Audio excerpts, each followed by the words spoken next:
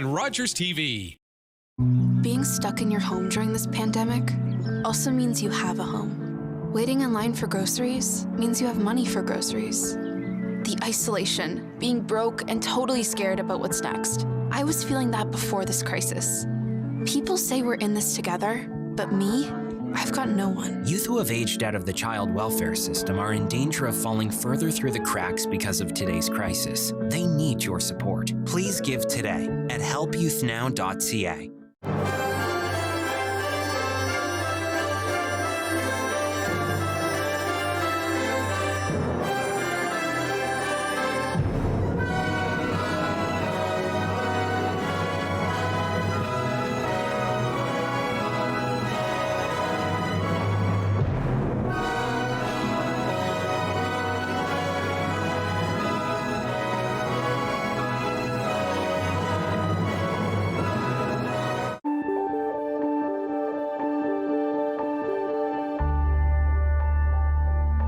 You're watching Rogers TV.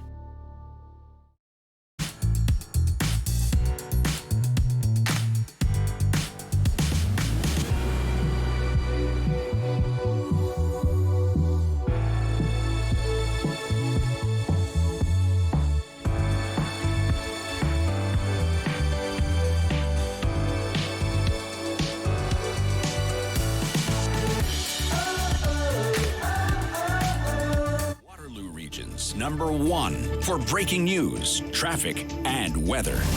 This is City News 570 everywhere. It is 10 o'clock sunshine right now and -2. I'm Stuart McGinn with the City News 570 top story. Russian and Ukrainian leaders are in a dispute today over evidence of an attack on a maternity hospital in Ukraine. But one thing this does show is a sign that no progress has been made to bring this war to an end. City's Irene Preklet explains. Ukraine's foreign minister says Russia is seeking a surrender from Ukraine, and it won't get that. And when it comes to the civilian casualties, the Russian member at the talks is dismissing concerns about that as, quote, pathetic shrieks from Russia's enemies. He also claimed, without providing evidence, that a maternity hospital in Mariupol that was attacked yesterday had been seized by far-right radical fighters who were using it as a base. ABC's Ian Pannell is at a hospital in Kyiv. All of the injured we saw brought in were civilians. Ludmila Karpachova was running for cover in her hometown of Chernihiv when she was hit with multiple shrapnel injuries. The hospital removed most of it, but one piece is still lodged in her spine. She says when the bombing started, we began to run. I thought there'd be less bombing, and then they began to bomb everything, the whole district. More than 2 million people have left Ukraine and millions more have been displaced inside the country. Irene Preklet, City News. Time for traffic and weather together. Here's Eva. Good morning. We had some problems eastbound on the 401 just east of Mississauga Road, collision, but it has just cleared away. So that is a little bit of good news. East 401 east of Mississauga Road. The collision has cleared, but it is still unfortunately quite jammed up from Trafalgar to east of Mississauga Road. So leave yourself some extra time. On the westbound 401 west of Mavis and the collectors, we still have it a single lane because of some lane realignment. It's busy from west of Mavis in the collector lanes.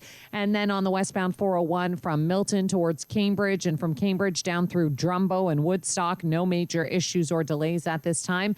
Highway 78 through New Hamburg through Kitchener-Waterloo, it's moving well. And I'm not spotting any issues along Highway 24 as you approach the 401 through the Cambridge area. It's also moving quite well at this time. Highway 85, both directions, no delays or problems through St. Jacobs up towards Highway 86. And we do still have some ongoing construction in Waterloo, Northfield Drive between University and Bridge Street. It is partially closed off.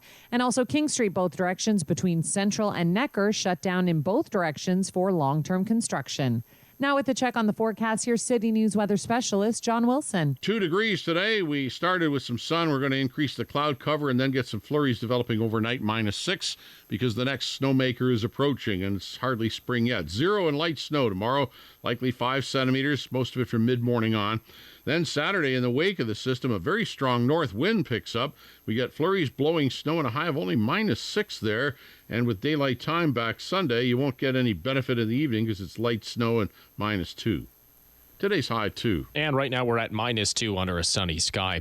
Work to tackle and gather more information on anti-black racism in the school system continues today. A meeting set to get underway locally next hour.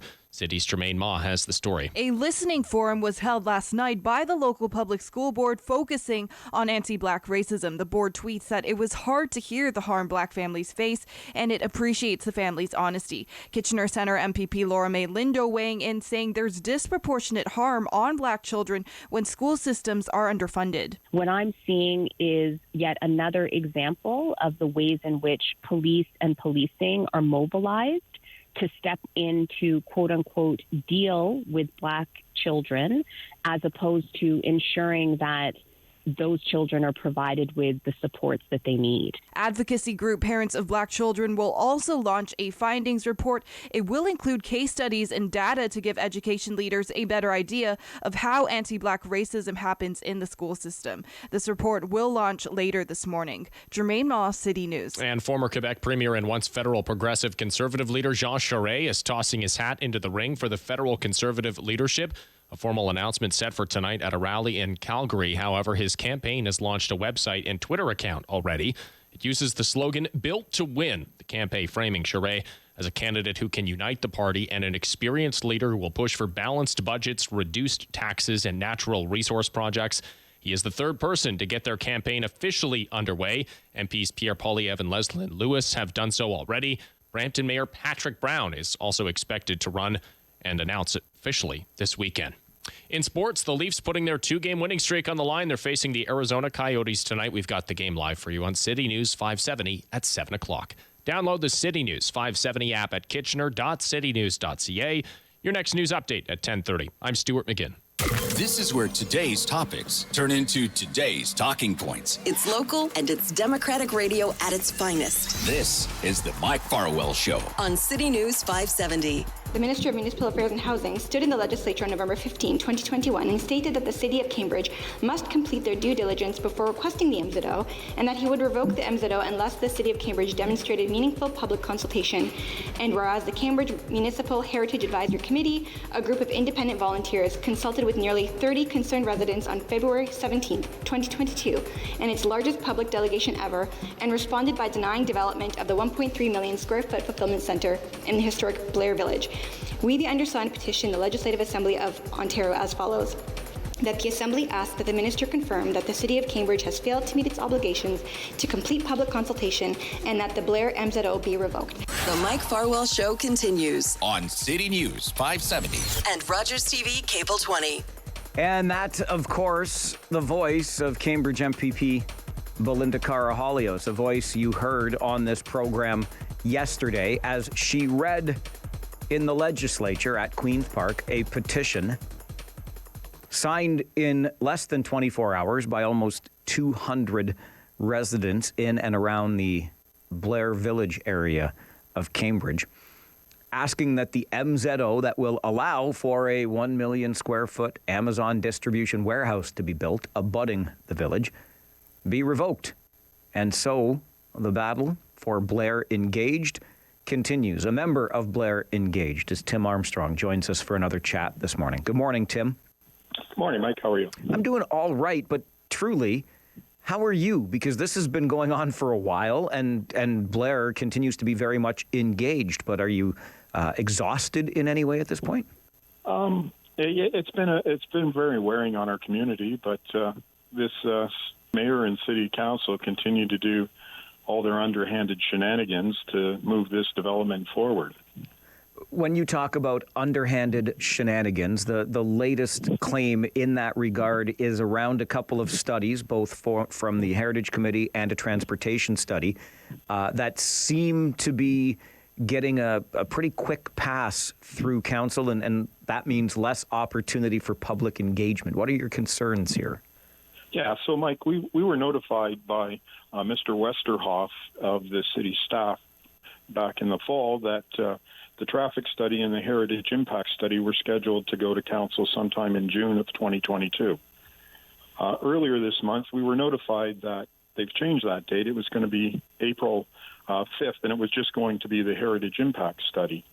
of this year. And then on Tuesday of this week, they said, "Oh, we changed our minds. It's next Tuesday." So we said, "Oh, great," like typical of this city. But we got smart. We sent an email to them and said, "Is the transportation study going to be part of this meeting as well?" That was sent to Lisa Prime, the head planner of Cambridge. She sent back an email to me and said, "I'm going to refer that question to the clerk." So the minute she did that, I knew something was up. And the clerk responded back, "Yes." So they're not taking and giving us an opportunity to participate in June.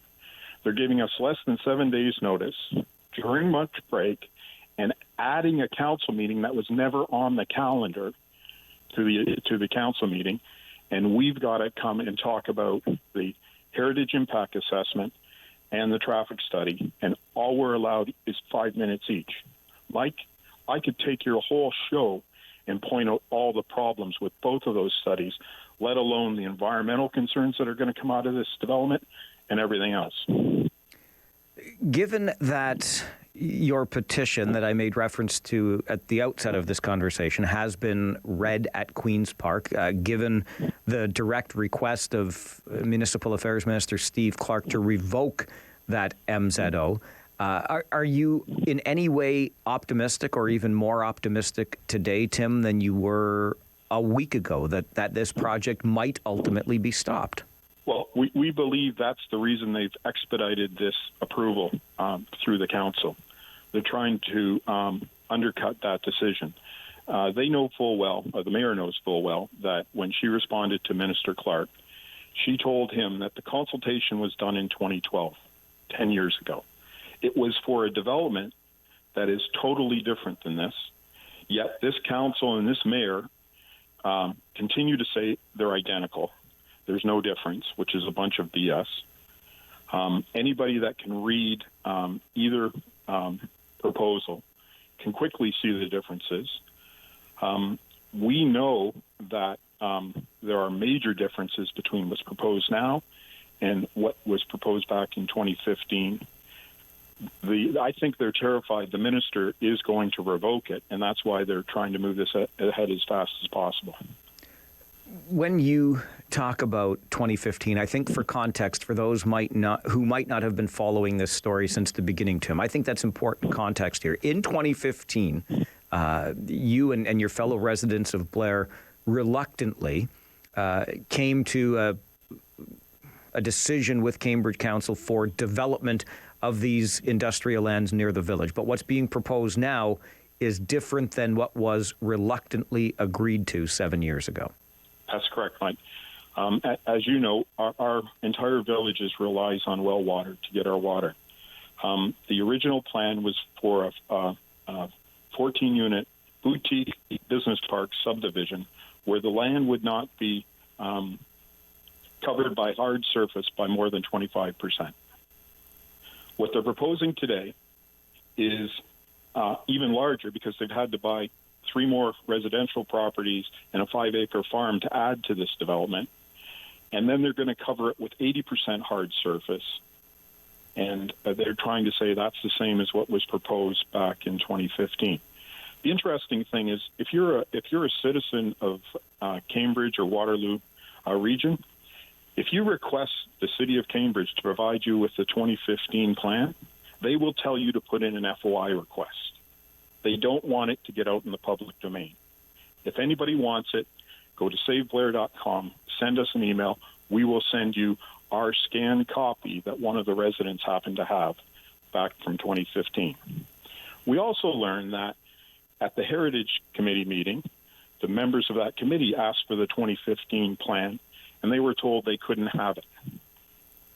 Even though they didn't get it, our presentation at that council meeting, after it was heavily censored by the councillor and the staff before the meeting, they decided to vote against the proposal because it was in such violation of the heritage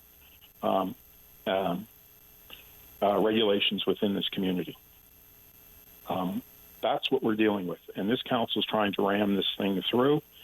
They're hoping that we all go on March break vacation and we're not around to delegate. we're hoping that people delegate to this meeting. If you live in Pam Wolf's riding and you use this Dickey Settlement Road or Blair Road to commute to work, you need to contact her and tell her you don't support this development. It's going to add hours to your week once this facility goes up.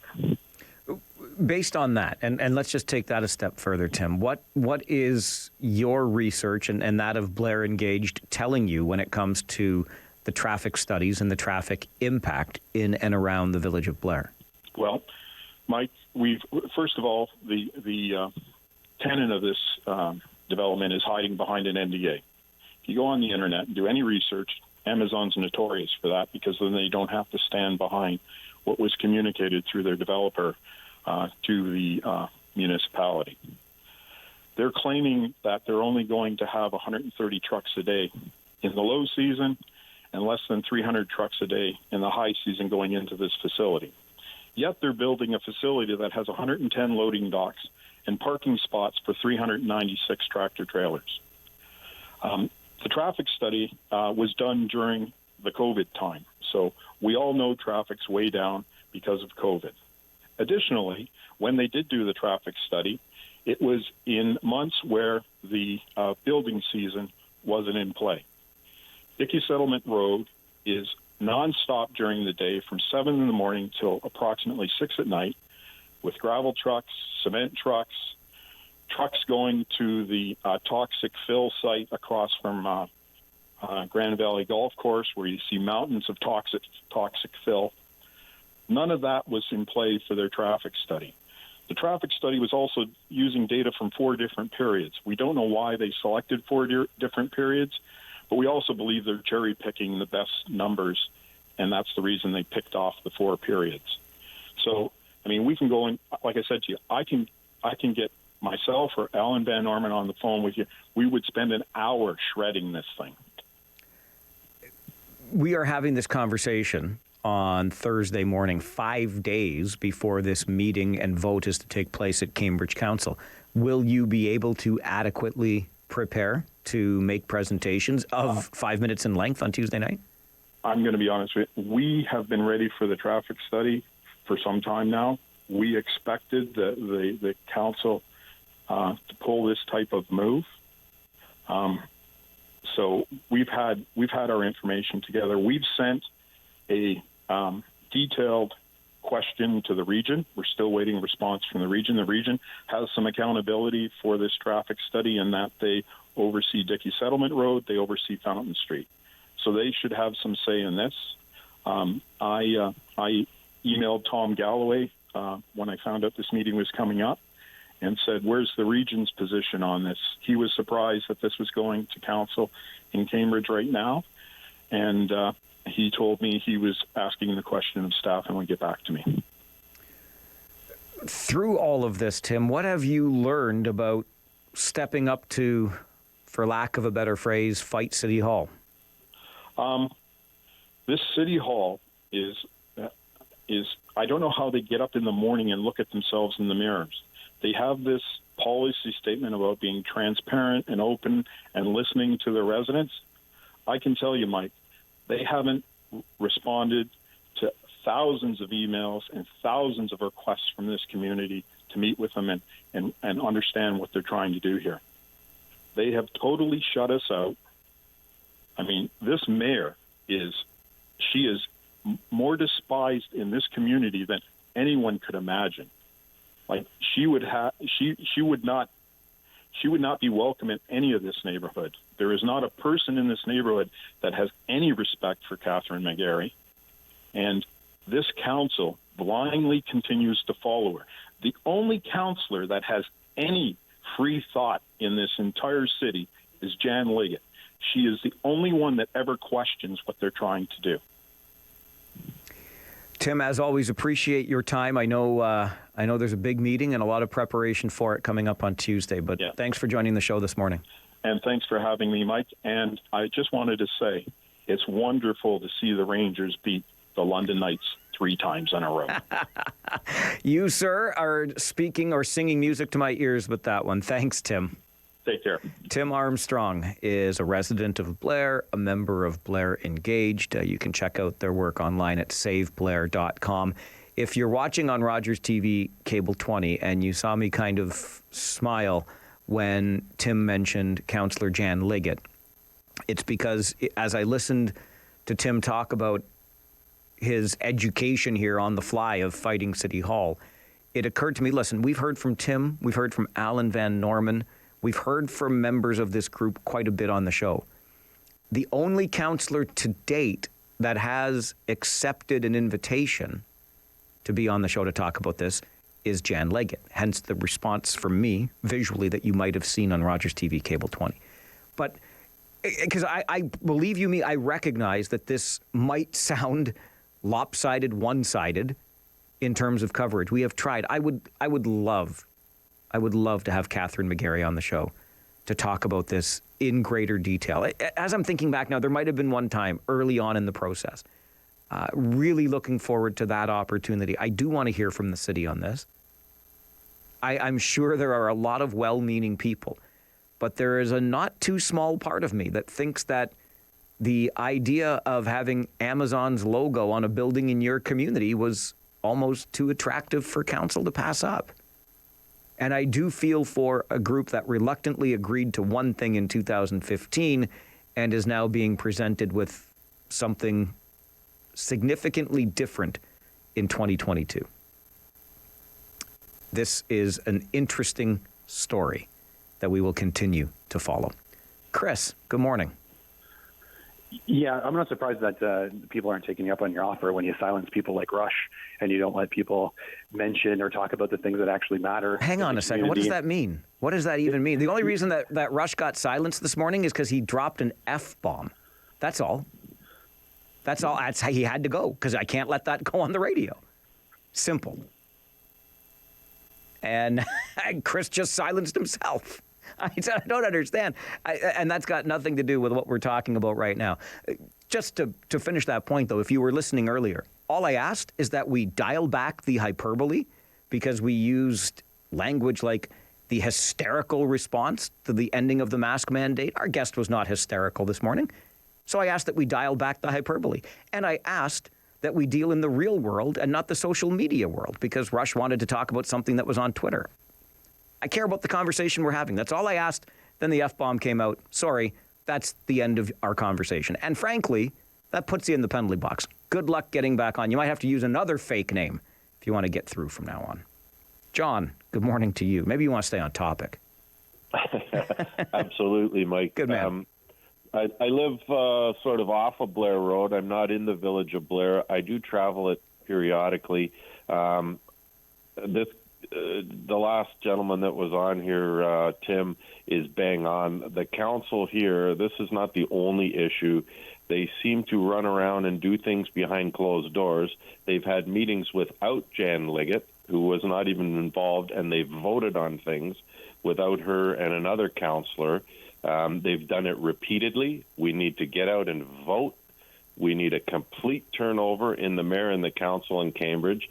Hold these people accountable instead of this voter apathy, and people think, well, you know, it doesn't matter. It doesn't matter. It does matter. You don't have to be a lawyer or a celebrity. Get your name out there, run for office, and please, people, let's vote and hold this council accountable. John, really well said. Appreciate the call. This is an election year. Great advice right there.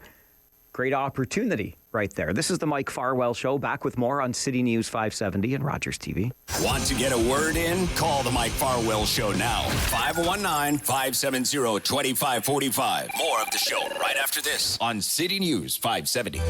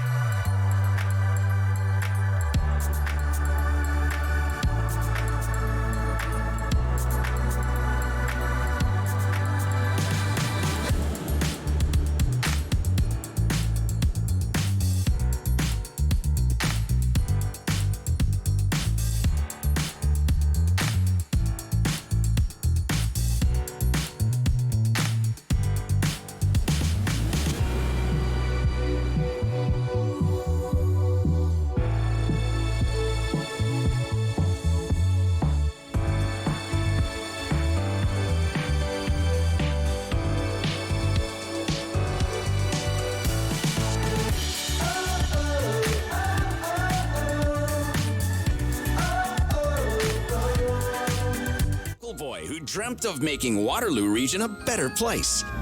It's still a work in progress. This is the Mike Farwell Show on City News 570.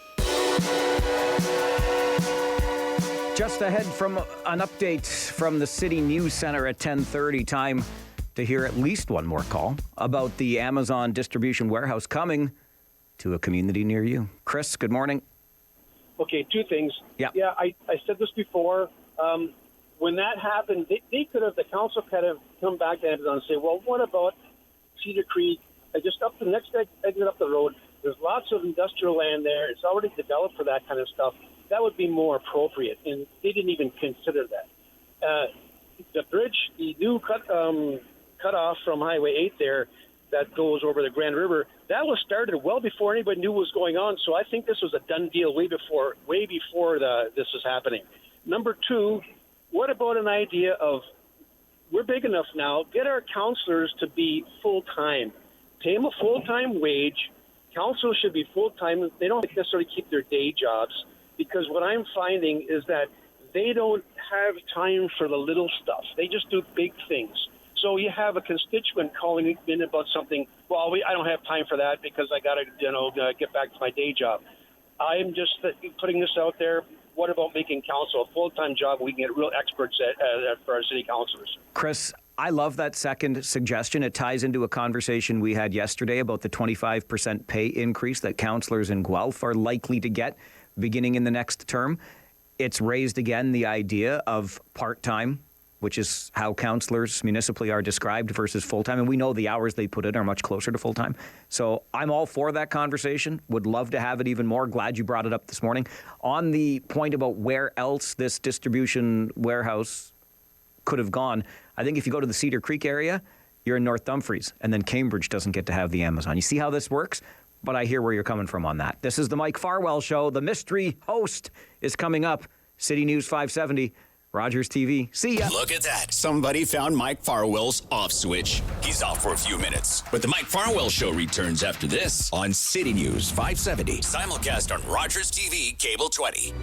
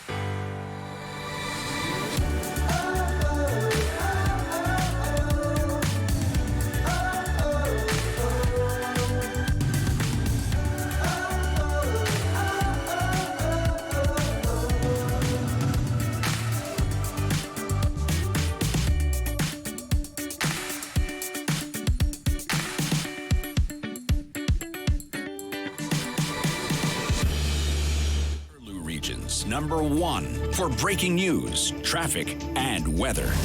This is City News 570, everywhere.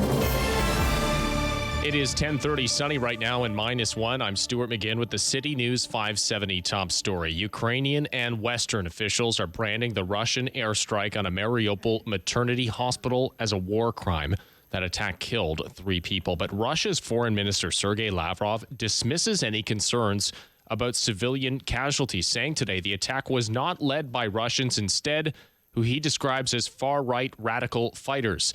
Talks, meanwhile, to reach a broad ceasefire failed today in Turkey. More than 2 million people have left Ukraine. Millions more have been displaced inside of the country as the war there continues. U.S. Vice President Kamala Harris met with Poland's president this morning and said there should be an international war crimes investigation of Russia over its invasion. She did stop short of directly accusing Russia of having committed any war crimes. Poland's president did go further, saying he believes the invasion is bearing the features of a genocide and that it aims at eliminating and destroying an entire nation. Canadian travel company Transat AT posting a $114.3 million loss in its first quarter. That's steeper than the $60.5 million loss it recorded the same time a year earlier. The company saying the impacts of Omicron and the federal travel restrictions that came along with it limited its revenue growth and caused it to cancel nearly 30% of its flights in January alone. Airline reps nationwide have been calling on Canada to scrap travel restrictions, and particularly the need for any COVID tests across the border so the industry can be given a chance to climb back to its pre-pandemic status.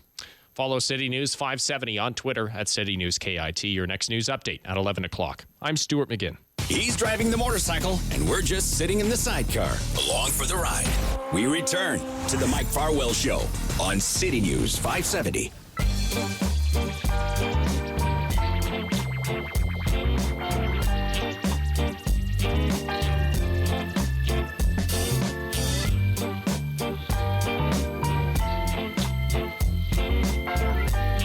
Welcome back to the Mike Farwell Show on City News 570 and Rogers TV. I am not Mike Farwell. We just did a bait and switch here a little bit.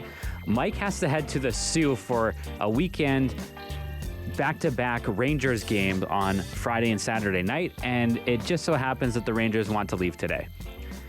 And does not help me in any way over here at the radio station, but that's okay.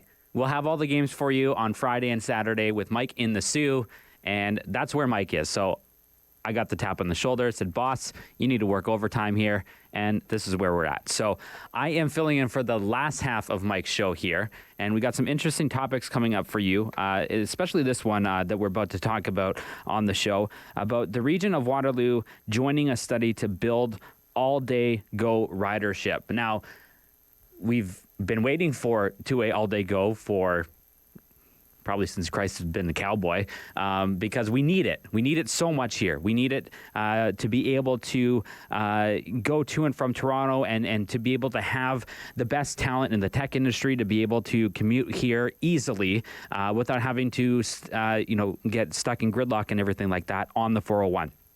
So joining me today on the show to talk about this is Warren Schnurr. He's a transit worker and member of Link the Watershed. And we say good morning to Warren. Warren, thanks so much for taking the time. Yeah, good morning. Thank you. So Warren, is that kind of an accurate description of how I kind of, preempted things here a little bit with this study being really important for us to be able to increase that ridership to convince the province that, we do need two-way all-day go? Absolutely. We definitely think it's a step in the right direction. But we also have to remember, too, that it isn't the only issue the region is facing with transit connectivity. So the province has initiated this study to look at increased bus service to build ridership for two-way all-day go, but we also have issues with urban to rural connectivity here, urban areas like Cambridge and Guelph not being able to be connected, and Cambridge and Brantford not being able to connect it. So while this is a good step in the right direction, and it's definitely needed, we're definitely a little concerned that it might not have the scope that we need for transit riders. So we're hoping that we can address that as well. So when you say that it might not have the scope, what for our listeners, what does that might mean for you, and what kind of work needs to be done to be able to have the type of scope that you might need to get this done? Well, if the province's study, for example, without knowing all the details of it yet, if the province's study is only going to look at a corridor kind of parallel to the Kitchener rail line, we might only see bus service kind of along the Highway 7 corridor. But we also need the bus service from Cambridge to Brantford, and we also need bus service from Cambridge to Guelph, and we need bus service linking Wellington County's rural system and Brant County's rural system. So we need to make sure all the neighboring systems are also engaged in this study to make sure we can have a highly integrated transit network. And that's just also going to benefit the GO service as well, because you can bring more people in from a greater area and connect to the GO line. Now, this study has received some endorsements from several institutions across our region, including the Greater Kitchener-Waterloo Chamber of Commerce, that show transit links can be made between the region, Guelph and Brantford, like you mentioned. So how important is it to have that endorsement from the Greater Kitchener-Waterloo Chamber of Commerce to be able to say, you know, we have support of this study, and we need to you know, kind of rally around it and be able to get the results, I guess, out of this study that we need to be able to get that two-way all-day go? Oh, it's absolutely crucial. I don't think you'll get an argument from anyone about how important it is to get that two-way all-day go here.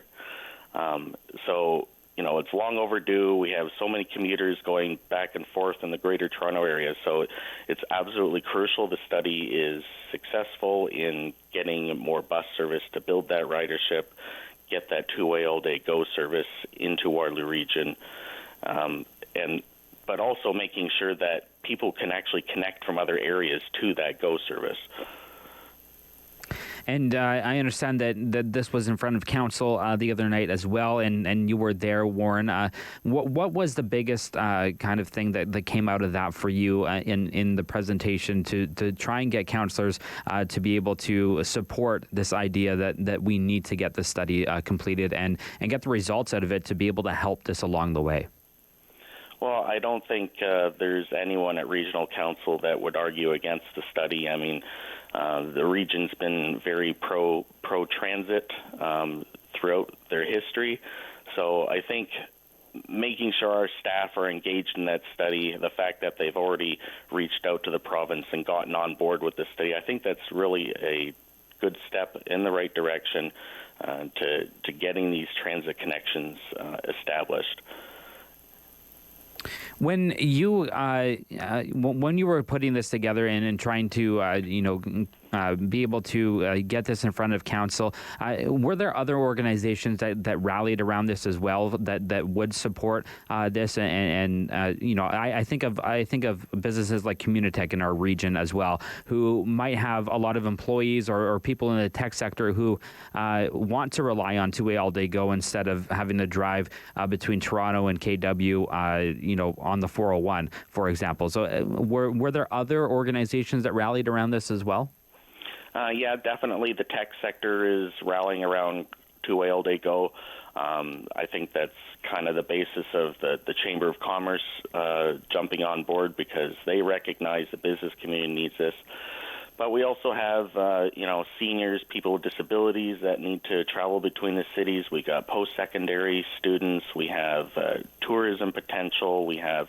There's so many advantages to having two-way all-day go service, and it's important that it happens as quickly as possible. And we hope the province will expedite this just to make sure that we can get that service in place as soon as possible.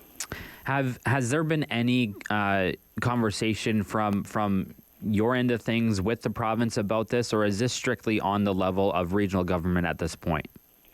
To date, we've been only really talking with our local municipalities. We have had a little bit of discussion with MPs and MPPs about interregional connectivity, and they're definitely supportive of the idea of it, and I'm sure they'll be on board when the study's complete. We just need to make sure that all the stakeholders in the study understand the urgency of getting the study complete, getting the connections in place so people can use them. We already know Greyhound's gone. Interregional connectivity has been poor for a very long time, so it's important that we get these connections in place as soon as possible. Given the urgency, Warren, that I hear from you about this issue and about how important this is to our region and to the cities within the region as well, Are you hopeful that this could be implemented sooner rather than later? Because coming from my end of things, it seems like the province is dragging their feet a little bit on this. I do have hope, but, with don't want to hold my breath because we all know the province doesn't move as quickly as we need it to often. But we will be engaged as much as possible during the study process. So wherever there's public consultations, wherever we can engage, we're going to be pushing that agenda to get these connections in place because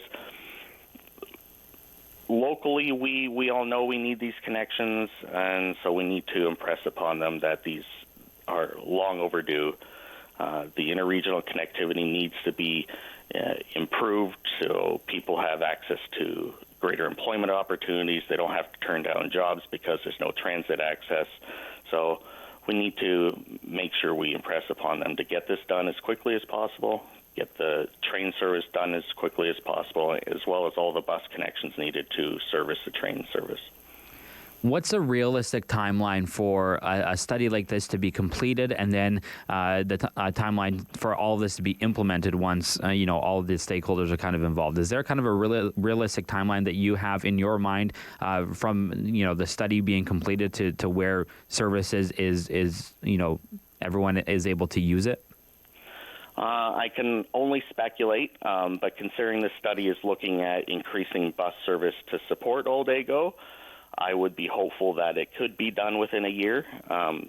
Transit planning for bus services will move a lot quicker than rail service because you don't have to build infrastructure and all that. So getting bus connections in place to support building ridership for Old Ego, that should be able to happen relatively quickly when it comes to government studies and stuff. So that should be able to be done within a year if I speculated. Warren, what's next for you when it comes to this? Is it just trying to get this study completed and presented to regional government and the province as well to be able to show the results of it? Yeah, certainly the sooner the better. So we can see the results of the study, see what connectivity it is proposing, if there are any holes in the scope or the service coverage that we can address those as well, like the Brantford to Cambridge connection or the Cambridge to Guelph connection. So if those are missing from the study, then we can address those in other avenues as well. Warren, thanks so much for taking the time today to chat with us about this important issue. It's something that, our region has been waiting for a long time. I don't have to tell you that. So thank you so much for taking the time to discuss this and for taking on this study here.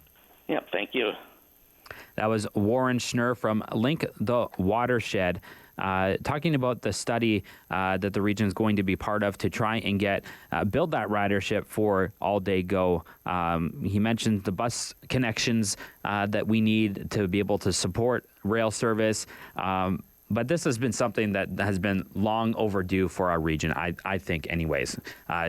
It almost seems like every time we roll around to a provincial election cycle that two-way All Day Go gets brought up. Two-way All Day Go gets promised or pushed down the line somewhere to make it seem like we are working on it and getting it done, and only for it to be delayed. So it's something that our community needs. It's something our community has been waiting for. It's something that has been on the table of several MPs, MPPs, and regional councillors and government and all those sorts of things. I think it's time that people of our community have to take this into their own hands. And it looks like Warren has when it comes to trying to get this study presented with the results to regional government. He says, if he speculates the timeline, this could get done within a year. I hope he's right, because I don't think that we can keep waiting for service that will better connect our communities, because he mentioned the Greyhound service getting cut. That has had an effect on all kinds of people, not just in our community, but across the province and across the country too. Greyhound service was something that was affordable for a lot of people to be able to get on a bus and go elsewhere, or to visit other families, or even to get health care. we know that was an important part of our rail or of our bus connections, and it was cut, and that was a service that some people did rely on. So we need to have more options for people, because not everyone has a car, not everyone is able to travel the way that they need to be able to get to some of the services that they need. So I think this is long overdue. I think that this study hopefully will tell that our region can support that ridership with some of the results that or some of the things that Warren said that they were looking at within the study. And hopefully our governments get their heads together and just get this done. Because at the end of the day, that's really what we've been asking for, isn't it? I'd like to know your thoughts. If you can give us a call, we'll definitely take some calls on this. It is star 570 on your cell phone, 519-570-2545 as well. We'll take your calls right after this. This is Mike Farwell Show on City News 570 and Rogers TV. We know you have an opinion, so call the Mike Farwell Show, 519-570-2545, or toll free, 1-800-570-5715 and star 570.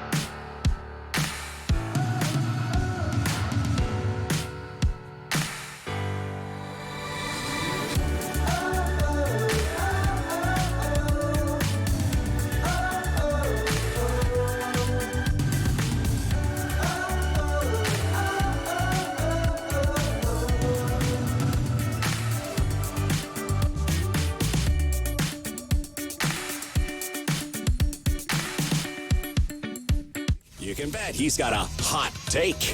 This is the Mike Farwell Show on City News 570. Simulcast on Rogers TV, Cable 20. We also need the bus service from Cambridge to Brantford, and we also need bus service from Cambridge to Guelph, and we need bus service linking Wellington County's rural system and Brant County's rural system. So we need to make sure all the neighboring systems are also engaged in this study to make sure we can have a highly integrated transit network. That was Warren Schnurr from Link the Watershed joining us on the Mike Farwell Show this hour to talk about a study that the region will be part of to show ridership support for 2A All Day Go. Now, this has long been an issue in our community that we're all aware of, and the last that we heard about this, I believe, was last April, when the transportation minister for the province, Carolyn Mulrooney, said that they released preliminary design business case for 2A All Day Go train service between our community and Toronto. And it was part of a plan to provide fast and frequent service along the Kitchener line to connect people through a seamless transportation network in the Golden Horseshoe. Boy, does that sound good. Why can't we have that, eh? And then it showed that Metrolinx previously stated that they are targeting to have 2A All Day Go in place by 2025. But no actual timeline was announced the last time that this was in our community being talked about last April about that business case. There was actually no timeline that was given by Metrolinx about when we could expect to see everything happening for us here locally. Now, it's one thing to say, hey guys, we're going to have this by 2025. It's another thing to actually have a timeline that shows and says that it's going to actually happen by 2025. Last I checked, we're 2022, and last I checked as well, it takes some time to build the infrastructure for that 2A All Day Go train service. And I think we're running out of time here. So it's nice to say that, Metrolinx says, hey, we're going to have this up by 2025, but without a real commitment of that or a timeline that shows that that's actually possible to do, I don't know. I'm skeptical. I'm skeptical that this government is going to actually get this done for us in this community. And I don't know how many more organizations or how many more people need to be advocating on behalf of this, because I feel like there's already so many people that are advocating for this. Even the Chamber of Commerce in Toronto has advocated for it, saying how important it is that 2A All Day Go is something that needs to happen between these two communities in Toronto and in Kitchener. We have Bob on the line. Bob, good morning. Hi, how are you? Good. How are you, Bob? Good. Yeah, I mean, I'm all for it, and I can't understand why this hasn't happened or why we're always putting it on the back burner. But I'm a transit user, and I used to go down to Toronto all the time when Greyhound was in operation, and you can take a Greyhound bus, straight downtown Toronto. With Go, you have to get connecting buses to get downtown Toronto. There is no direct route to Toronto. Yeah, absolutely, Bob. And you know why I think that this isn't done yet? Because it costs the province money and it costs all the government's money to spend. And every time that we hear about spending close to an election cycle, people get upset about it, right? And I think that has a lot to do with it. But we have to get that bureaucratic bullcrap out of the way and just get this done. Yes, I agree. But, I'm surprised that even Go Transit doesn't have a direct route right downtown Toronto. Yeah, you're not wrong, Bob. Yeah, they do have some gaps in their service for sure. Thanks, Bob, for the call. Appreciate that. Appreciate you weighing in. But it's true. Like any government I've been covering this community, and not for as long as some others have, and some others that I've talked to over the course of covering a story like this. They have said that it's been long promised, and no one has actually done enough to get it done. I don't think, anyways. But when it comes to spending the money, and like I said, we're close to an election cycle here where a new government's going to be elected at some point, whether it's the Ford government getting reelected or whomever gets elected. Nobody wants to spend the money on it. Not this close to an election cycle, because people get mad when you spend money. But we have to get over that. We have to get over that, because if we don't get over that, then we don't get the things that we need in our communities. And I think that if, the history shows of the Conservative government that they don't want to spend money and they want to find, what was Doug Ford's big thing when he first got elected? He wanted to find efficiencies. Hey, Mr. Ford, this is not an efficiency for you to find to not spend the money on. We need this here. He was in the KW last week. Does he not know that there was no GO train going two-way all day GO to Toronto and Kitchener? It probably would have made his trip a little bit quicker. Because last I checked, he probably still has to drive down the 401 to wherever he goes. It's just so maddening that this isn't here yet. This hasn't happened yet for this community. Because it's not just the tech sector that needs it. It's not just one portion of the population that needs it. It's a lot of people who rely on transit that need it. And I'll be honest with you, if I had to rely on transit myself, driving, coming to work every day at the boardwalk from Cambridge, where I live, I'd be on transit for 2.5 hours before I got to work. I'd get nothing done. And that's not the fault of the people that live here. It's the fault of the government's failing us and not spending the money that we need to get this done. So, two-way all day GO. Will it happen by 2025? Who the hell knows? Hopefully it does. And hopefully the study puts a little bit of fire on the butts of our regional government and our provincial government to get this spending done for this two-way all day GO. Because we need it. We need it. And we need to stop hearing the promises about it, that it's coming, and just get it done already. Because people are getting fed up, I think, anyways. We're about to head to Tune the News for 11 o'clock, and after 11 o'clock, we'll talk about how the Freedom Convoy protests point to a bigger problem with Canada's democracy. We'll have Jeff Berryman join us from the University of Windsor to talk about that topic coming up on the show right after the 11 o'clock news. This is Mike Farwell Show on City News 570 and Rogers TV. CKGL AM Kitchener. Broadcasting live from the boardwalk. Breaking news, traffic, and weather. When you need to know, keep it on City News 570.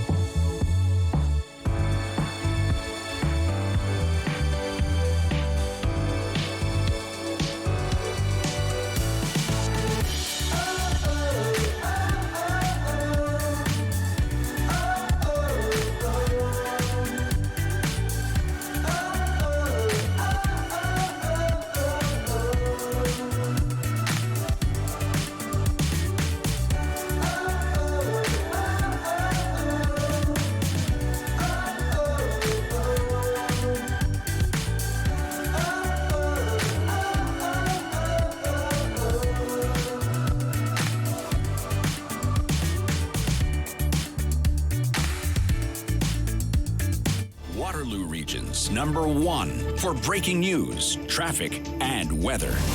This is City News 570, everywhere. It's 11 o'clock, sunny -1. Good morning. I'm Brittany Ramsey with the City News 570 top story.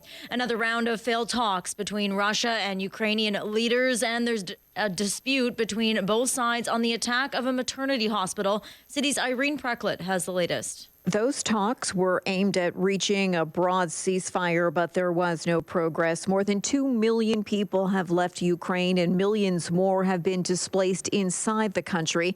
As the war enters its third week, Western officials say Russian land forces have made little progress in recent days, but their air campaign has intensified. CNN's Matthew Chan spoke with a woman who was finally able to get out of her hometown, which is under heavy attack from the Russians. It was terrified, absolutely terrified, but family is okay.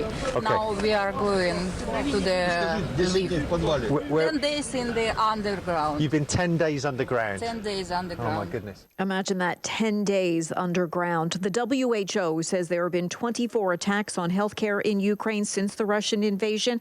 Yesterday's airstrike on a maternity hospital in Mariupol wounded women while they waited to give birth and buried children in the rubble. 3 people, including a child, were killed. Irene Precklid, City News. City News time 11:01. Time for traffic and weather together on the ones. Here's Eva Fragiscatos.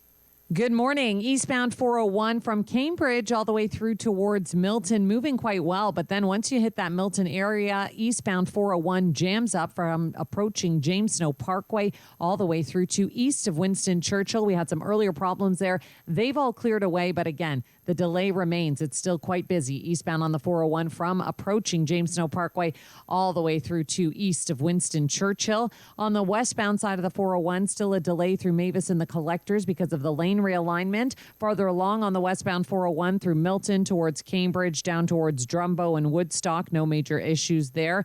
Highway 24 both directions through the Cambridge area, moving quite well. If you're eastbound on 78, minor delay east of Wilmot East Hope Road. Westbound 78, minor slowdown approaching Navzigger. We also still have some ongoing construction in the Waterloo area on King Street between Central and Necker. It is still completely shut down in both directions, and that is all because of ongoing construction. Now with the check on the forecast, here's John Wilson. 2 degrees today as it clouds over, and then the next system comes in with flurries developing overnight, -6, and light snow tomorrow and 0, and it looks like about 5 centimeters. We'll see. Howling north wind behind it, though. That means flurries and blowing snow for Saturday and only -6. Then daylight time comes -2 and light snow for Sunday. Today's high 2. And outside our studio, -1, we have a mostly sunny sky. The federal conservative leadership race is about to get more crowded. Tonight, former progressive conservative leader and Quebec Premier Jean Charest will formally enter the ring, but ahead of that, his campaign has launched a Twitter account and website. They frame Charest as an ambitious leader who can unite the party and champion efforts like lowering taxes and promoting natural resource projects. The campaign slogan is Built to Win, and the official launch is set to take place at a rally tonight in Calgary. Current MPs Pierre Poilievre and Leslyn Lewis have already announced their bids, while Brampton Mayor Patrick Brown is expected to run as well. In sports, it's the Maple Leafs and Coyotes tonight from Scotiabank Arena. The Leafs will be without goaltender Jack Campbell for at least the next 2 weeks. He's out with a rib injury. Coverage for tonight's game on City News 570 starts at 7 o'clock. Be the first to know your news your way any time of day. If it's happening in Waterloo Region, you'll find out about it on City News 570 and at kitchener.citynews.ca. News next at 11:30. I'm Brittany Ramsey, City News. If knowledge is power, consider this show your Sword of Grayskull. Welcome to the Mike Farwell Show on City News 570.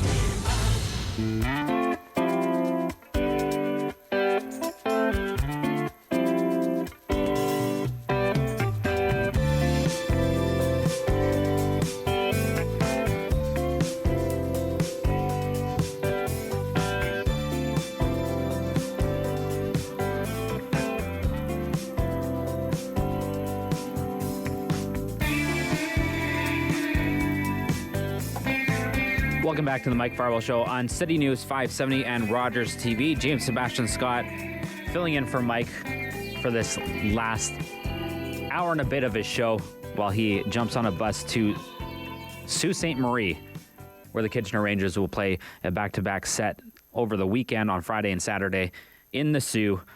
That's where Mike is. They were leaving, I believe, at around 11 o'clock today, so I had to jump in for him.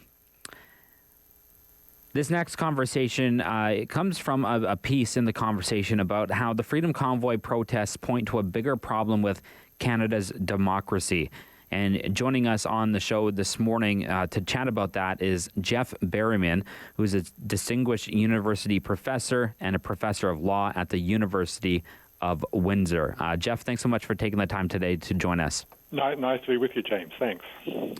So, Jeff, your piece was interesting about the Freedom Convoy protests and why it points to a bigger problem with Canada's democracy. So, I guess start off with what led to you kind of writing a piece like this about the protests that we saw in Ottawa for the 3 weeks that they were there for. Well, I think beneath some of the protest aspects that was seen in the Freedom Convoy was sort of an expression of that they didn't believe the government, and particularly the expression of the anti-Trudeau sentiment, that they didn't sort of believe that the government actually represented their views, or that indeed they didn't represent the sort of mainstream of Canadian views. And if you look at the way that we elect our parliament, I think there's a strong element of truth in what they are asserting in that sense. So in that sense, I think there was a sort of underlying feeling of frustration with how parliament is created and the government that comes out of the parliament. You mentioned in your piece, Jeff, that negative views about government are not unique, and I think we've seen it in the past. No matter what party has led this country or what institution represents the people of Canada or anything of that nature, we've seen the negative views from the general public about government. So why was this certain protest not unique to what we've seen in the past in our history? Well, I think there has been other protests, obviously concerns about how representative our parliament is, and there's a long history of looking back at the composition of the parliament. When I was in writing the piece I went back to, there was the Canadian task force the task force on Canadian unity, and it was geared up by Jean Pepin and John Roberts. And they were charged with looking at how to deal with the sort of emerging disunity in the country, particularly over dealing with Quebec. But one of the things, and they made many recommendations, and this was in 1979, one of the things they said, the simple fact is that our elections produce a distorted image of the country, making provinces appear much more unanimous in their support of one of the federal parties than they really are. And in fact, one of the recommendations they made was, and again, what's their words, to correct the existing situation with its corrosive effect on Canadian unity, we propose a major change in the electoral system. And they, in fact, suggested the mixed member proportional representation scheme, which was what I outlined in the article. Now, if you look at the figures of the last two elections, we have a real problem with a first past the post system and what it ends up. Because I think most Canadians would believe that a Canadian is a Canadian is a Canadian, that a person in Vancouver, their vote should have the same weight as a person in Windsor, the same person in Kitchener, the same person in Trois-Rivières, and the same person in Corner Brook, New Brunswick, Newfoundland. But our first past the post system doesn't allow for that. And if you look at 2019, the election, the Liberal Party gained 33.1% of the popular vote. In 2021, they actually dropped. They went down to 32.6% of the popular vote, but they ended up with more seats. And if you go back to the 2019 election, and you look at what happened to the Green Party, so the Green Party got 6.5% of the popular vote, but they only ended up with 3 seats in the Parliament. The Bloc Québécois that got 7.6%, so barely 1% more than the Greens, they ended up with 32 seats in the Parliament. So there's a real problem with our first past the post system that we have, and in terms of the Parliament doesn't actually represent the popular will. So knowing that there was that drop between the two elections, Jeff, that you mentioned there, and that first past the post, it could be really to blame for it, and knowing that we've had previous governments and even this Trudeau government saying that first past the post was going to be something that they were going to get rid of, and then that never actually happened. So is that part of the reason why there are people who mistrust this government, because there's been promises made that haven't been followed up upon when it comes to how our elections are dealt with? Well, I certainly think the Trudeau, when he broke his promise in terms of announcing the last time that this was the last time that we would have a first-past-the-post election, and then he dropped that or broke that promise, I think that does engender a bit of a lack of trust in the government. And so, yeah, but if we actually look at that first past the post election, what it does show is that in most of our seats, the people don't actually want the person that they get elected. I mean, they want something else, because in most of the elections, about close to 60% of the population are not voting for the government that we end up with. So the point is, the trouble is we sort of agree what we don't want, which is who we end up with. We just can't agree on who we do want, which is where is the majority of the vote. It's an interesting situation to be in, huh? That we can all agree upon who we don't want, but don't want to agree upon who we do want, right? Yeah. But I think that's where going to some form of proportional representation would fix that. The argument for proportional representation is that we get a parliament that reflects the popular vote in the country. Now, people say, well, one of the biggest arguments against a proportional representation is that it leads to endless minority governments, or it leads to coalition governments. Well, if you actually looked in our last 10 years, we've had 4 elections. So, and this is on a first-past-the-post. So the first-past-the-post system is not giving us the stability in government that those who speak in favour for it argue for its benefit. So if we're going to end up with coalition governments, surely it's far better to have the coalitions formed out of a parliament which is truly representative of the people's wishes. If you look back again in the 2019 election, if the Green Party, on a proportional basis, they probably were entitled to somewhere around 22 seats.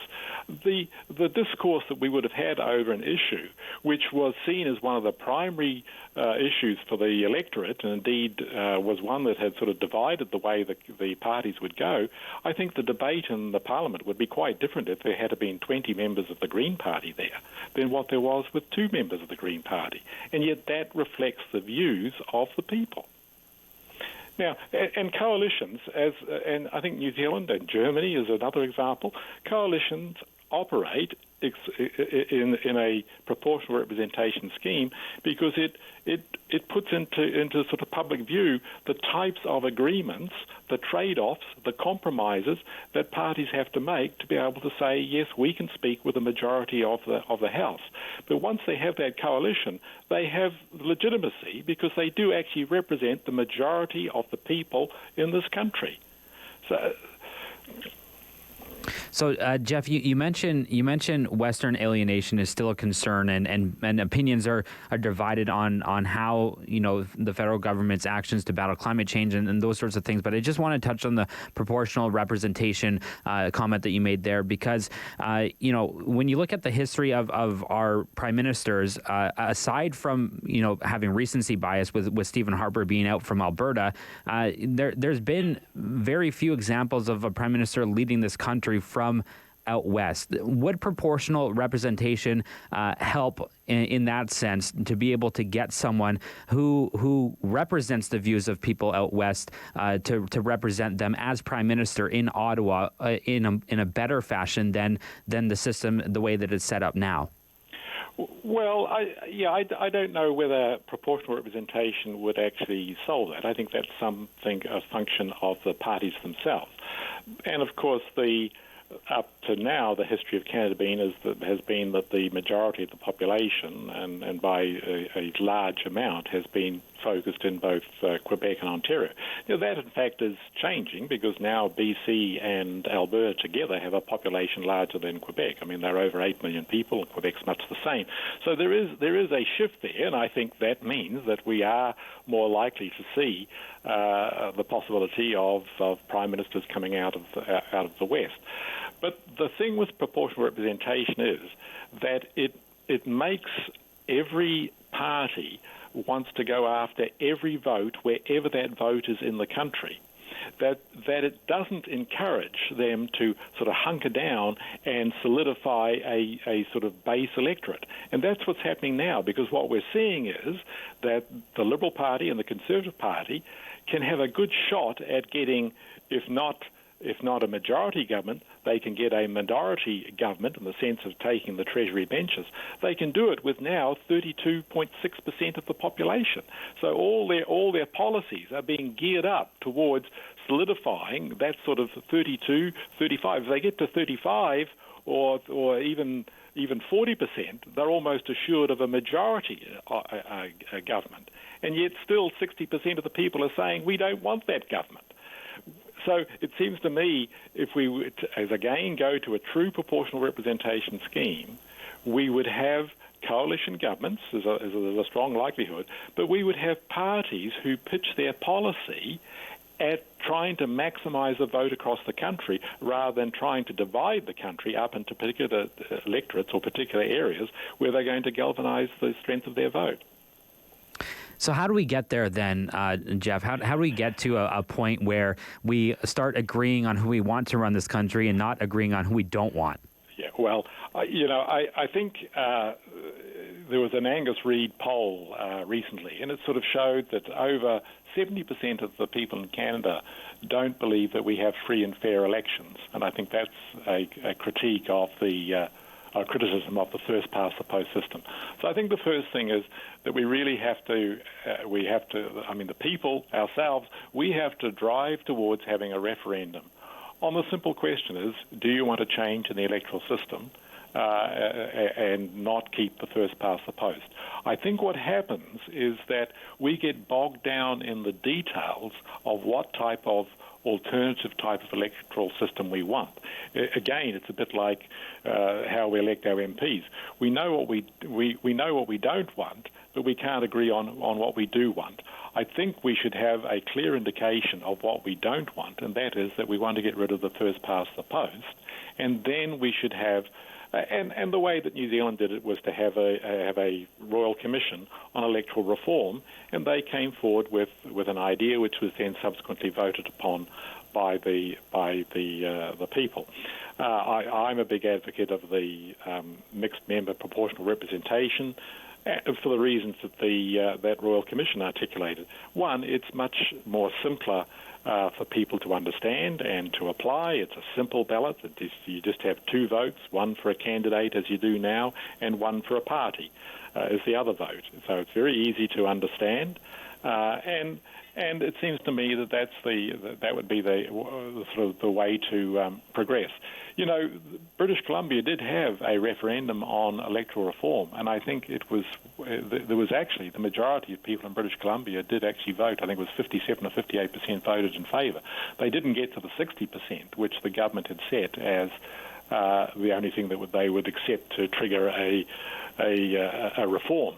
But I think there is a strong groundswell in the country. It just needs a way to articulate that. And I think if a government was to, at the next election, to put to a referendum, do we want to change our electoral system? And that was a simple question up and down. Then we could have the time to work out the best scheme that would go forward and give the people again a right to vote on that.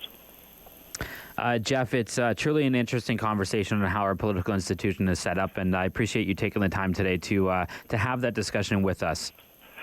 Thanks for allowing me that opportunity, James.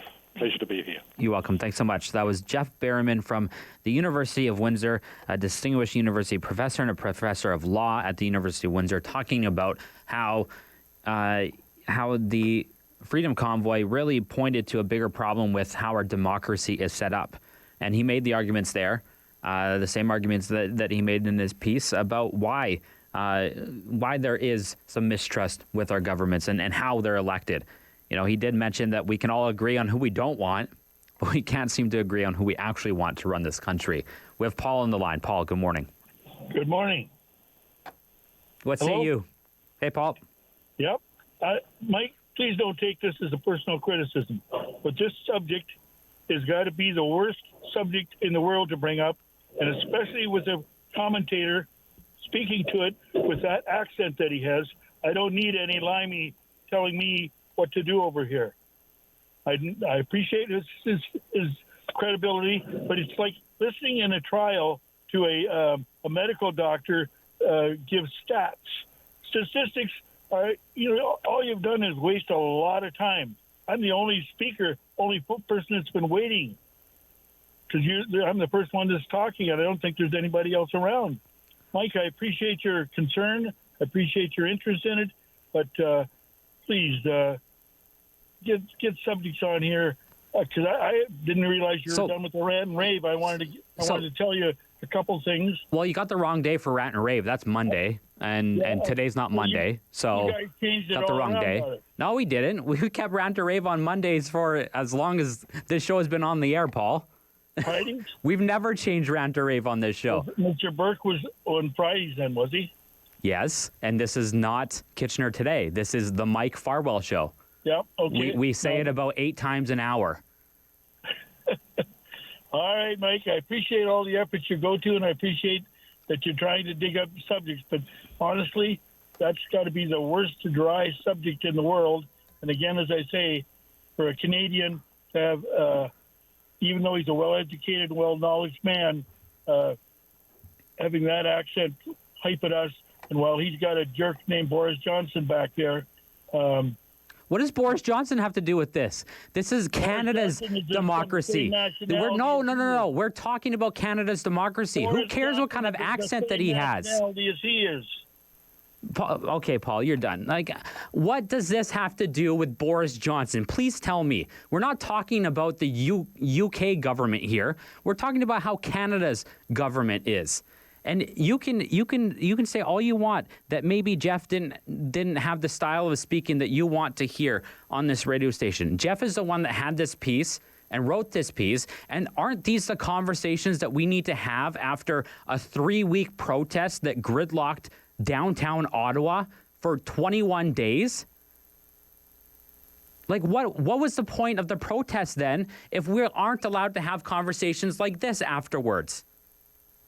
So what do you want? What do you want from us as media then? Do you want us to not have these conversations after the 21-day gridlock in Ottawa and the protests that have happened? Or do you want us to just pretend it didn't happen and that we don't need anything changed within our government? Good gravy, you guys.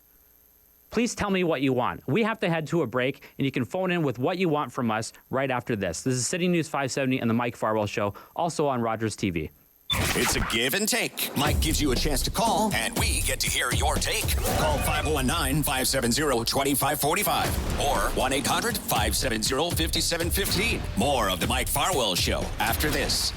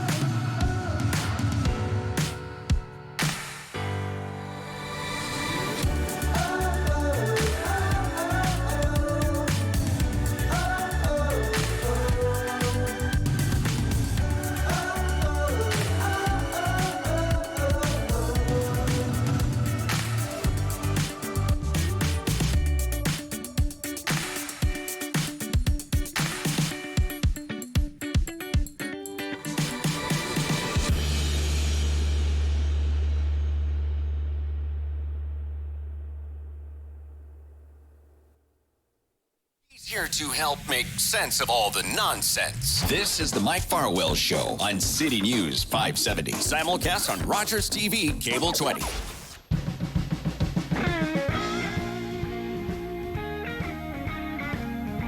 Welcome back to the Mike Farwell Show on City News 570 and Rogers TV. I took the time in that break to just breathe a little bit. But I don't... The reason why the protests happen is because there's problems with our democratic institution. And that's the conversation we're having before the break. And I don't understand why that is the worst topic ever to have after we just saw 3 weeks worth of protests happening in our capital where nobody could get anywhere because of it. Scott, I got 30 seconds. Scott, good morning. Hey, good morning. How are you? Good. How are you? Good, good. Serious question. Yes. Would we be having this dialogue if Aaron O'Toole and the Conservatives had won the election 7 months ago? Do you think that we would be having this conversation? Because I believe that there's this momentum of hate Trudeau out there, and that's why we're having this conversation. Question, would we be having this conversation if the Conservatives had won the federal election we had 7 months ago? Yeah, I think the answer is no. Scott, I think there's something to be said about that. You're right. Thanks for the call. Because I think there is a lot of agreement on who we don't want as Prime Minister. And I think it's the person that's currently sitting as Prime Minister. I think we can all agree about that, right? And Scott, I think I don't know if we're having the same conversation. We might be having the same conversation about how the elections are run with first past the post. And if Mr. O'Toole ever had a promise about fixing that and then not doing it, then I don't know if we would be having that conversation or not, right? But when Mr. Trudeau, as one of his first promises being elected as Prime Minister, saying that it was going to be the last election of first past the post, and we're still here with it, I think that's the problem. And I think that's why people have mistrust with this government. And there's more reasons why these people have disagreement with this government. It's because of the promises that have been broken. So we'll take this into after the break. I know we're supposed to do the flip side, but there's a lot of comments coming in now after I lost my cool a little bit. And we're going to the news, and then we'll come back with more of your calls. This is City News 570, the Mike Farwell Show on Rogers TV as well. Hold that thought for a moment. We'll return with more of the Mike Farwell Show on City News 570. Simulcast on Rogers TV, Cable 20.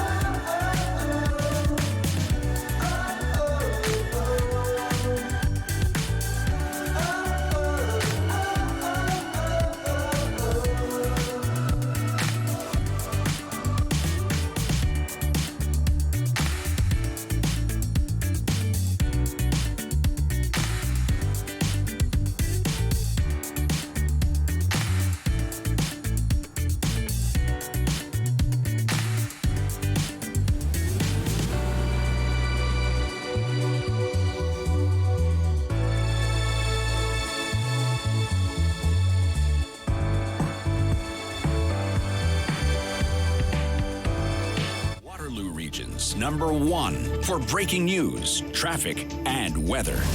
This is City News 570, everywhere. It's sunny. We're sitting at the freezing mark. Good morning. I'm Aaron Anderson with the City News 570 top story. Ukrainian President Volodymyr Zelensky says Russia's leaders will be prosecuted for their complicity in war crimes. 3 people were killed and 17 wounded in yesterday's Russian attack on a maternity hospital, with images of pregnant women covered in blood and dust dominating news reports around the world. Zelensky released a video message today telling Russian leaders their invasion of Ukraine will backfire by landing them in court and making their own people hate them. He says all Russians will feel the consequences of the financial and economic sanctions the West has imposed on Russia. Prime Minister Justin Trudeau has announced that Canada is raising its commitment for matching donations to the Red Cross to help Ukrainians fleeing violence. It's now up to $30 million, an increase from the original $10 million mark. Trudeau also says the government is spending $117 million on expediting immigration applications by refugees. It's estimated 2 million Ukrainians have already fled. Trudeau had a joint news conference with Poland's president this morning and is planning to visit a temporary shelter for refugees as part of his day in Warsaw.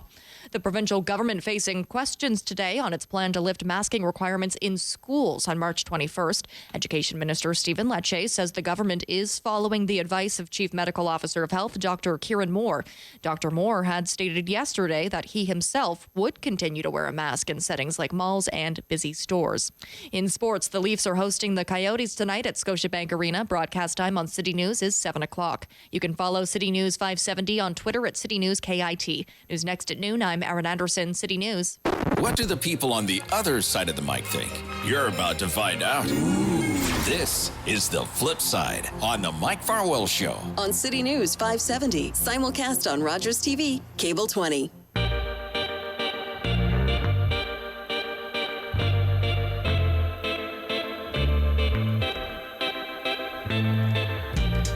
Welcome back to the Mike Farwell Show on City News 570 and Rogers TV.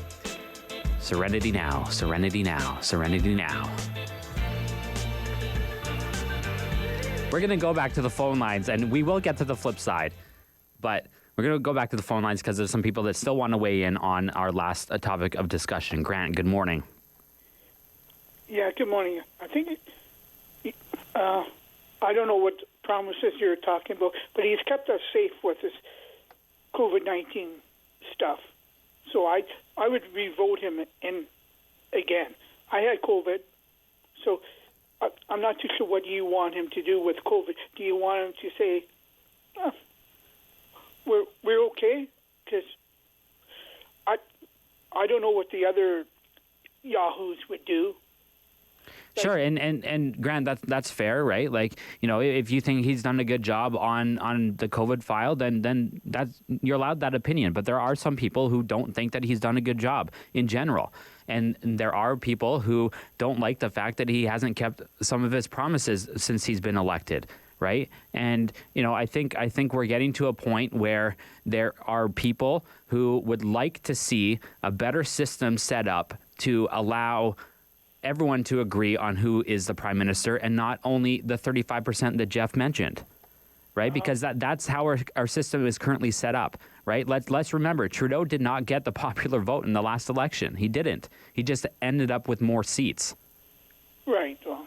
Right? So our democratic system has failed us as electors because of the way that it's set up, right?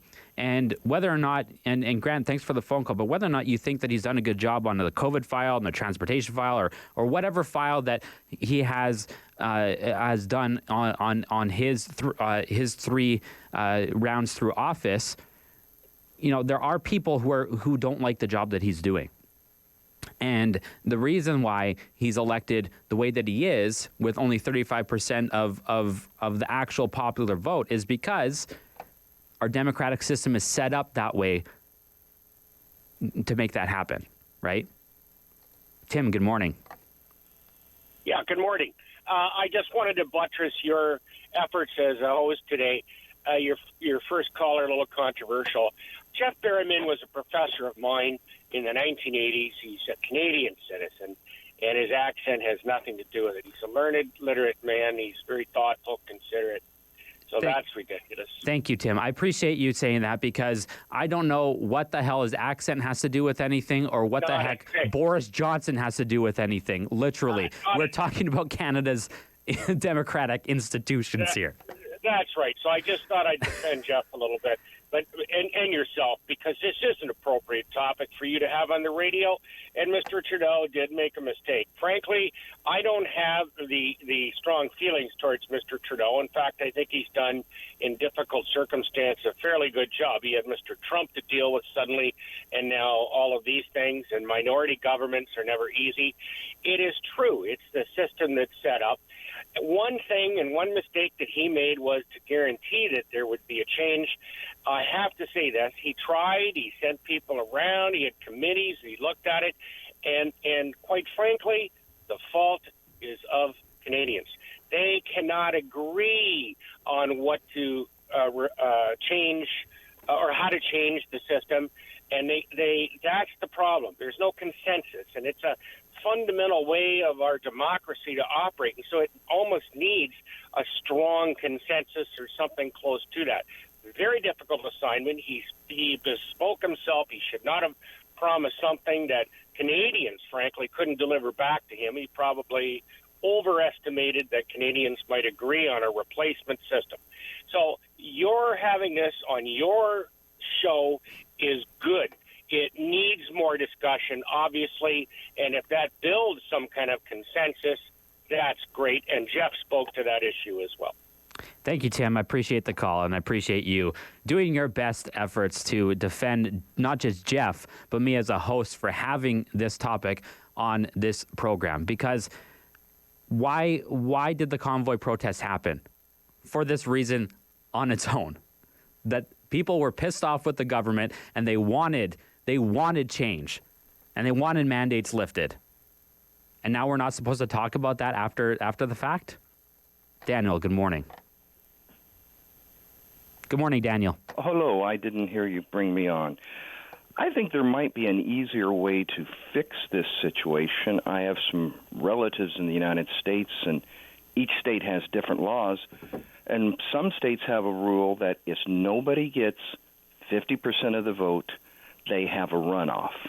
If in all our ridings here in Canada, if nobody gets 50%, then have a runoff like 1 month later with the two top candidates. So eventually, somebody will have 50% of the vote from that riding. I think something like that would be a stopgap measure and not have to reform the whole system, and might get a little more consensus.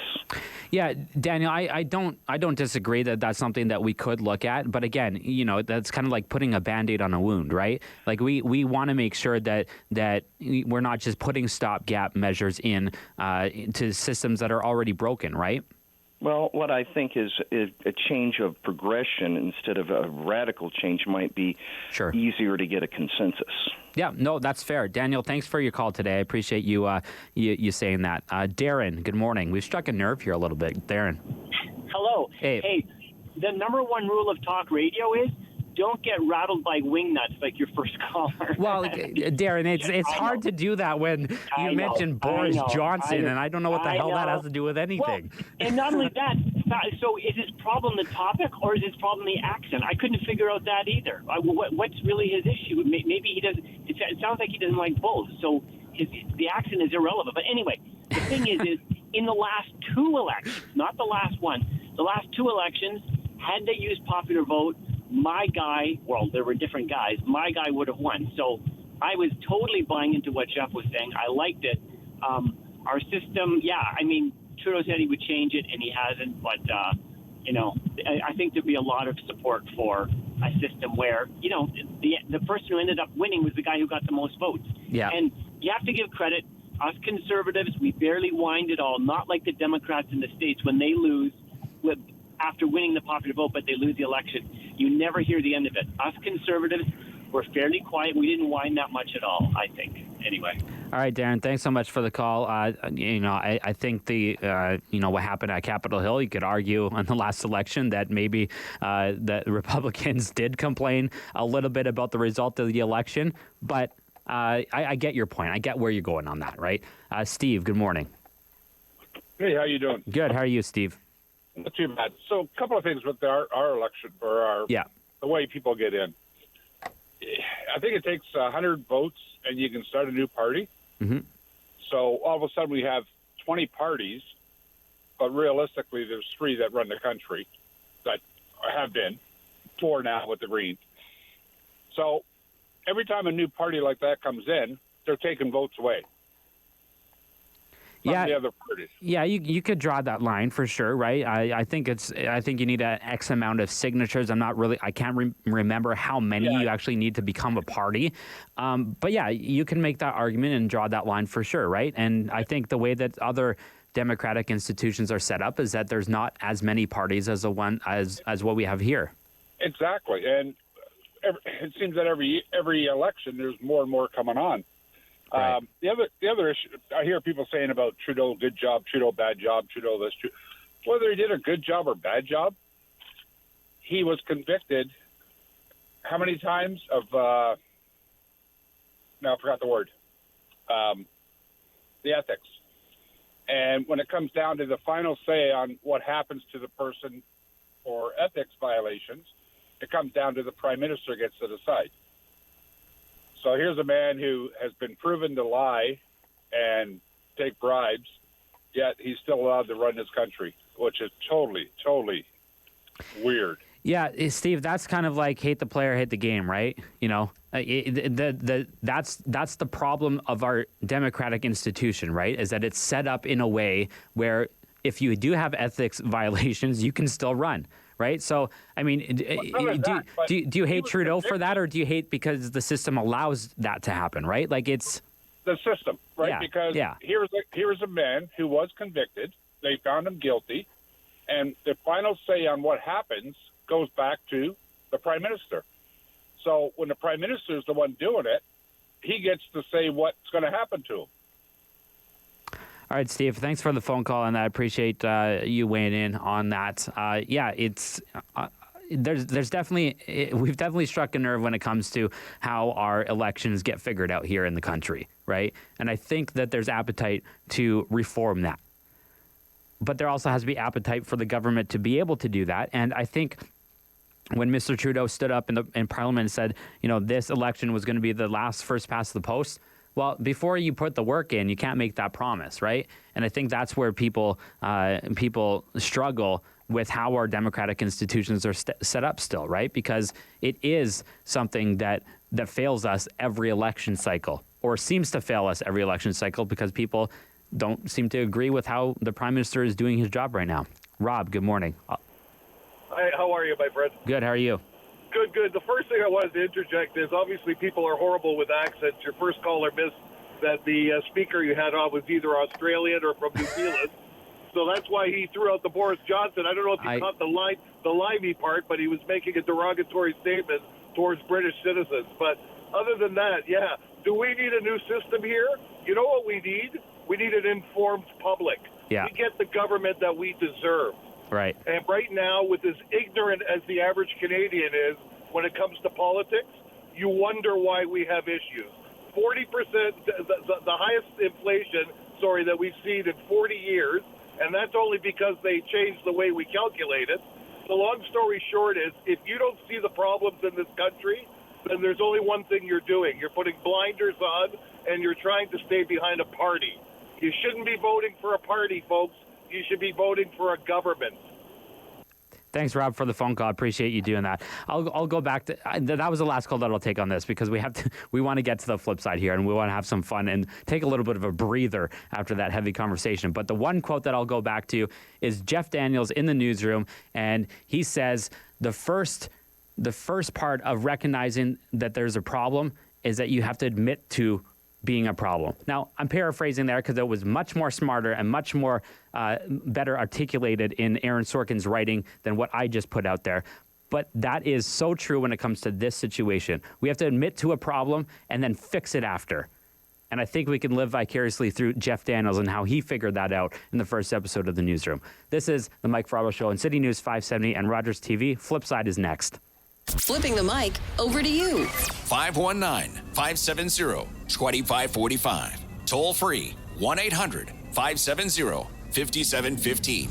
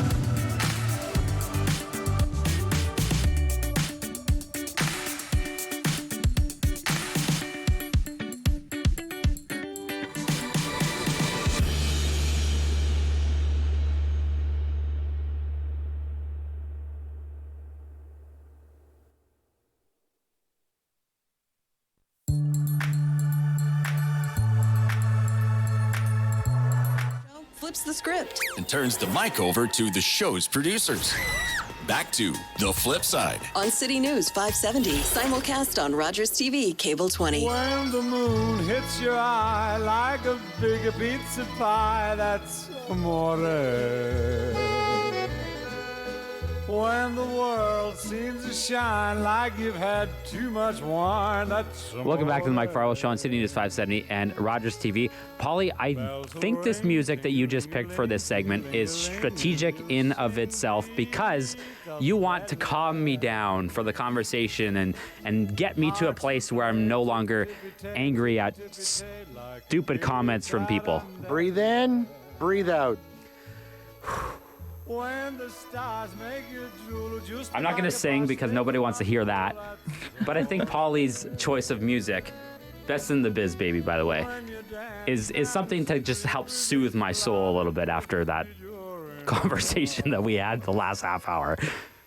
Producer Brittany's joining us in the studio for the 8 minutes of Flipside that we have left here. Woo! Yeah. Let's end it on a lighter note. So what kind of lighter note do you want to end on? Because I think the topic that we had picked for this segment needs more time and more justice than what we were going to talk about. I don't know. Let's just do it anyways. Yeah, but I don't know. Here, I'll start it off. It's a Pineapple doesn't belong on pizza. Whoa! There, I said it. It's out there. The only place pineapple belongs is in the garbage. What? You don't even like pineapple as a fruit? No, I'm allergic. Okay, so you have a biased opinion already because you might die if you eat it. Oh, yeah, no, I definitely will if I don't get my EpiPen. But anyways, at the end of the day, that's it. Really? It's out there. No, it's on the table. Cold fruit does not belong on a hot piece of pizza. But you cook the pizza, like the cold fruit gets put on. It's way off. No. Okay, let me defend the pineapple on the pizza for a second here, okay? Let me defend the pineapple on the pizza here for a second because the cold fruit gets put on the pizza before it gets and then cooked. it becomes all mushy and No. gross. It extracts the juice out of the pineapple onto the pizza and it allows for the flavor to flow through every bite. No. And then the if I wanted the something savoriness sweet, of the I ham, would eat a cake, okay? The savoriness of the Cakes ham don't when you get it grow on in Hawaiian. nature. Yeah. There you go. Pineapple is nature's perfect Oh my fruit. gosh. There you go. Polly agrees with me. No. Don't Yes. even. Polly, you are a Don't even pineapple play on that pizza card. guy. I am team pineapple and team pineapple on pizza. Yes. Yeah, I No. think it has life on pizza. I think it's like having life on Mars. Like people think that that's not ever going to happen, and people think that it will happen. Right? There's people that think that pineapple doesn't belong on pizza. And there's people that think that it does. And those people would be wrong. You're the person who aligns with the person believing that there's life on Mars. There's people who believe pineapple should be on pizza, and then those who are wrong. No, that's there's the divide. There's just me and everyone who's wrong. That's Wow, it. we go from one topic of divisiveness to another, apparently. We have Kyle on the phone. Kyle. Oh, no. He's going to tell us ketchup belongs on pizza, okay? Maybe Hang it up does. the phone on him. Don't Maybe let him it on. does. I don't hang up on people. All right, honest. Do you want my honest opinion? Yeah. Pineapple, I think, is gross on pizza. It should never belong. All right, bye, Kyle. Okay. Oh, wait, he sounded like he had more there. It sounded like he had more. Come Bye, on. Kyle. If you don't know. I was liking the path he Kyle- was going on. Kyle, if you want to call back because I had a happy trigger finger, it just had to do with the comment of me saying I never hang up on people, and then it's just ironic that I hung up on Kyle. Uh-huh. Because he didn't agree with me. Oh, that's really nice. Hang up on people because they don't agree with you. Isn't that the theme on this show? With the hosts that normally host this show? No comment. I'll just leave it at that. Doug, good morning. Hello. Hey, Doug, good morning. Yeah. And not only do I have pineapple on pizza, I like to put it in a panzerotti, too. There you go. No. And tomato. And I'm telling you, it is absolutely gorgeous. Anybody who loves Hawaiian pizzas, so much for ending on a light note. Anybody who loves Hawaiian pizza is gonna hate you guys. The pineapple is beautiful on pizza. There you go, Doug. I appreciate that call. There you go. Brittany's rolling her eyes right now, but appreciate the call. Thanks, Doug. We got Steve on the line. Steve, good morning. Morning. Pineapple doesn't belong on anything. Thank you. Thank you, Steve. Cut this guy off. No, thank you, Steve. Polly? Yeah. Cake. It's made from flour. Yeah, Flour so from what? wheat. Wheat is grown outside. Ah, there we Cake go, is made Polly. from outside. He does make a great point, Polly. Cake is one of nature's greatest wonders. I can't argue. Okay. All right, Cake Steve. all the way. I'm Cake all the speechless. way. All right, Steve. Thanks for bringing some extra smartness to this program here. That Extra smartness. Yeah, that's not a Nice. word, but whatever. I go with the flow here. Grant, do you think pineapple belongs on pizza? Oh, it's delicious. You're gonna have to tie her up, like Mike Farwell with his raisins on in his tart. Listen, I don't think HR will allow me to tie anyone up, so we're not going to do that. We're not going to do that. But I thank you, Grant, for wanting pineapple on pizza. Honestly, though, ground it up and then put it in his tarts, and he won't know. oh wow, Yeah. some shots at Farwell there. All right. With raisins. Thanks, Grant. Appreciate the call. Listen, I just gotta say, we should never trust anything Grant says Why? because he's wrong.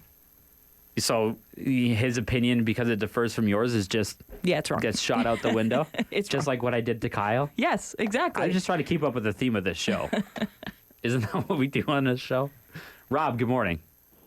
Well, remember, I'm up against the person who's tasted pineapple once and almost died. Mm-hmm. So the bottom line is, you're doing it wrong, by the way. Don't have pineapple with pizza where it's got ham on it. That's a Hawaiian. Try it with pepperoni and a nice salty bacon. The sweetness of the pineapple picks up on the bacon.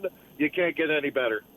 Rob, I will take that recommendation, but I do enjoy a Hawaiian too I will with the take ham. that recommendation and do it Throw with it in no the trash. pineapple. Sometimes Hawaiian is done with bacon, or is it always? It has to be ham?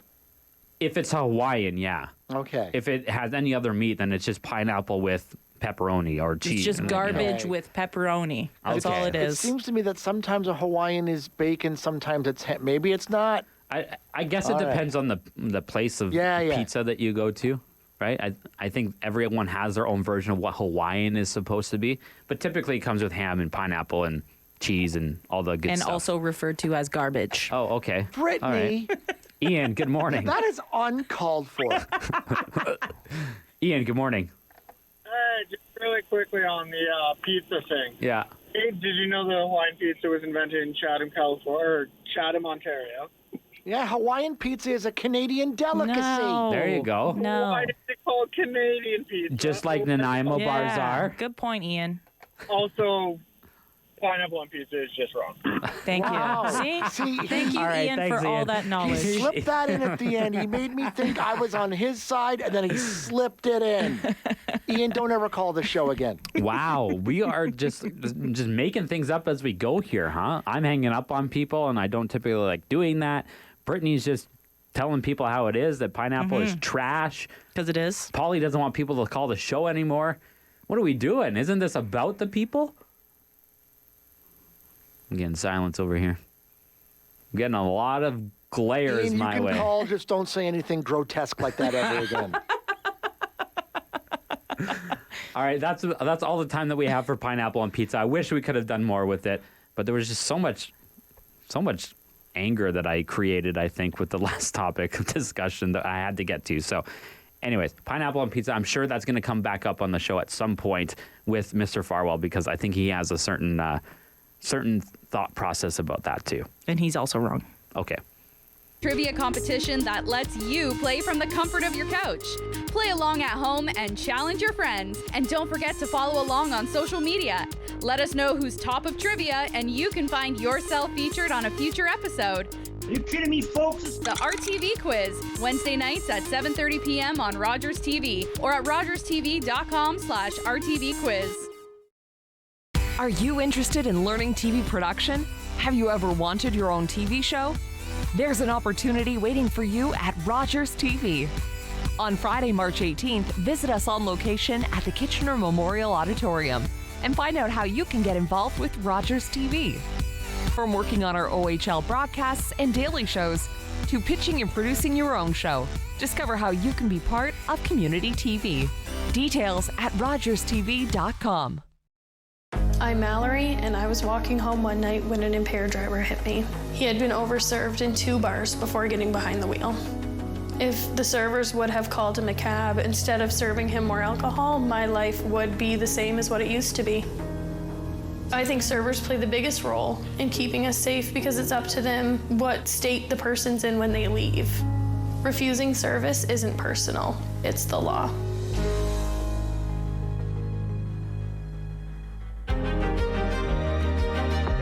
You're watching Rogers TV.